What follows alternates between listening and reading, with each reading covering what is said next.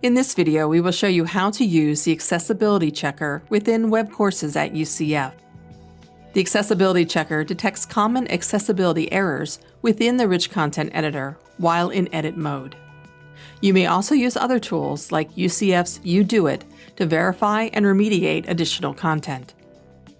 The Accessibility Checker icon is located at the bottom of the Rich Content Editor next to the word count. If an accessibility issue is detected within your content, the Accessibility Checker will display a number indicator. To view accessibility issues, click the Accessibility Checker icon. When an issue is detected, the Rich Content Editor highlights the affected area. A sidebar will open to display the accessibility issue and an explanation of the error. To learn more about the accessibility issue, click the Information icon. To correct an issue, complete the task as noted in the sidebar. In this example, the issue requires the appropriate alt text be added to an image. To fix the issue, enter the alt text in the provided field.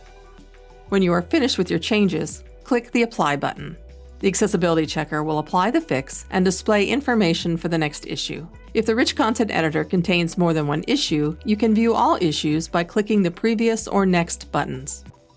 Continue to review and fix any detected issues within the editor.